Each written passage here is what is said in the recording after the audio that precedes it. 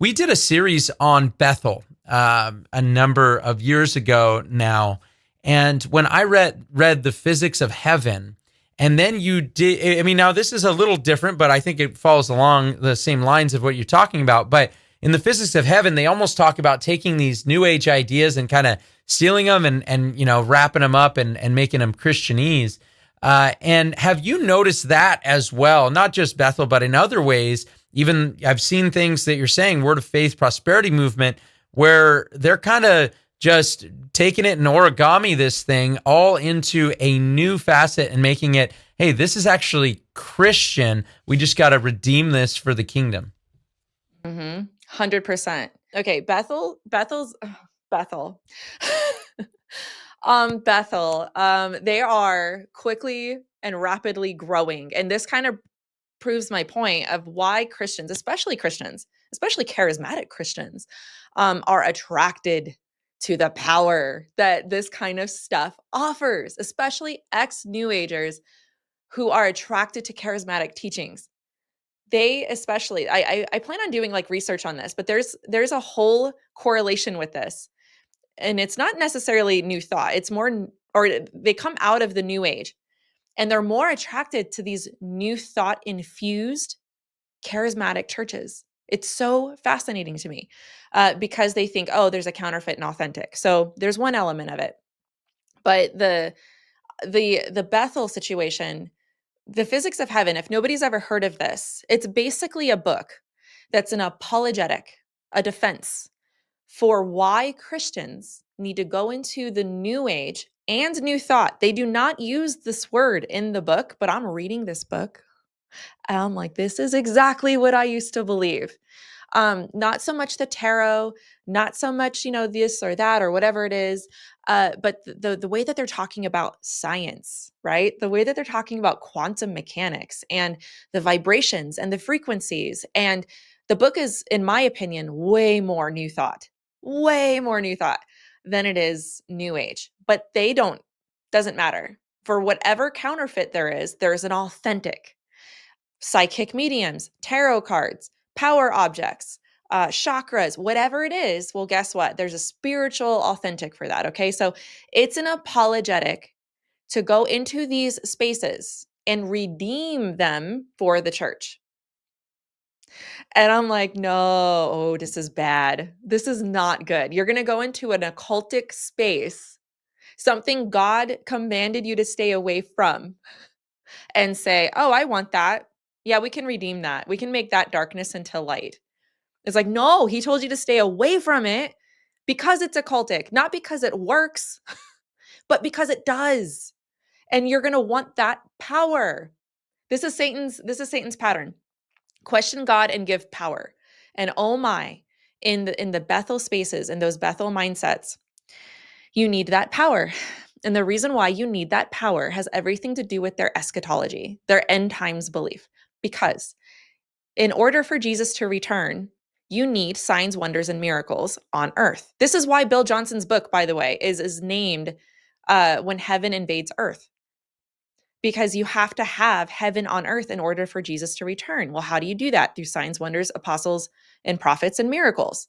You have to establish these mandates in order for Jesus to come back. Well, we're not having these, we are nowhere, even in the vicinity of having Acts, the book of Acts type of miracles. Maybe in some places, but not at Bethel, not even at Bethel Church. Are there any places or spaces where, people are 100% being raised from the dead, right? Nobody's walking into Bill Johnson's shadow getting healed. You know what I mean? Like, it was a unique time. And so, that's a whole other thing. My point is that we're not seeing it. So how are we getting that? Well, you force it. There's a forcing of those kinds of things I see in these spaces. You roll with it, and you want to manufacture. That's the word I'm looking for. You manufacture them. And so in their mind, it's happening all the time, but in reality, it's just the environment that they've created. And it's really kind of sad in that regard. So now the word of faith, let's pivot there for a second, because so you have Bethel and Bill Johnson, which is what has been labeled the New Apostolic Reformation, the signs and wonders movement, right? Where you have apostles and prophets that are established at places like Bethel that say you're not walking in God's will or power unless you have apostles and prophets established, the New Apostolic Reformation, okay? There's that, but I've never seen a NAR church that's not also Word of Faith. Like the Word of Faith came first. And the Word of Faith is also synonymous with the prosperity gospel, where God never wills you to be sick, never wants you to be sick, never wants you to be poor. And there's more to that. There's power in your words. You can co-create with God. You can demand, decree, and declare things to happen in your life. And there's so many of those teachings that are handed over into this NAR movement that are Word of Faith.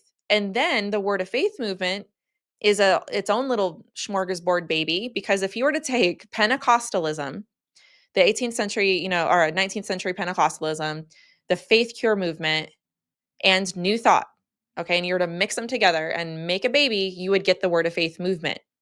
And so it's not, when people say that the Word of Faith movement is inherently New Thought, I don't agree with that. I think it's demonstrable that some of it is orthodox. Some of it is orthodox. Like you can actually find, core doctrines in some of these teachers,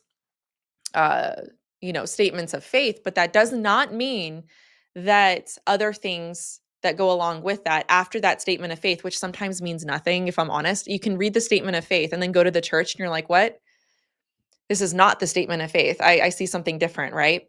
So to be fair, in that aspect, but those New Thought beliefs, which I write the whole chapter about in chapter 8, is about the Word of Faith movement and why, when I left these beliefs that I thought were New Age, that were actually New Thought, why I saw so many parallels in other churches being taught. I'm like, I see the words having power and being able to co-create with God. Using the same scriptures, by the way. It wasn't just a passing notice of this. It was, they're using the same exact scriptures in the same way, and it's like transferred over into these spaces on so many levels about the same things that you can do. And I didn't understand that correlation. So what I did is I did the research drawing back the relation to New Thought in 4 areas, which are affirmations or declarations, health, wealth, and the little gods doctrine. I try to draw that line back to New Thought, saying, hey, there's some origins here. This is where this comes from, and we need to talk about this. So, but yeah, and so from the Word of Faith is infused into NAR apostles and prophets, and they all dance together. Okay, they're all just cheating off each other's papers, and how they get to some of the beliefs they get to is different. Like, for example, Kenneth Copeland or Benny Hinn, they wouldn't say that they're an apostle or a prophet, but they're going to go have lunch with Bill Johnson, who's supposedly, this apostle prophet, or no, he's apostle. And then Chris Valentin is the prophet of Bethel Church, and they're all just going to go give high fives and exchange notes, So, but those are the correlations between those two movements, and hopefully has helped explain how there are, parallels there in that regard. Yeah, I think that's really great. I want people to be able to see this, and I do want to encourage you guys to check out Happy Lies. This is such a phenomenal book. I literally did finish it this morning. And also, don't forget to check out her YouTube channel as well. She's always got some good interviews, satire, some great videos on there. You guys would be more than encouraged. So I want to thank you so much for joining us on the Good Fight radio show. This has been an absolute blessing, and I do encourage everyone to make sure you go and check out Happy Lies. God bless you guys.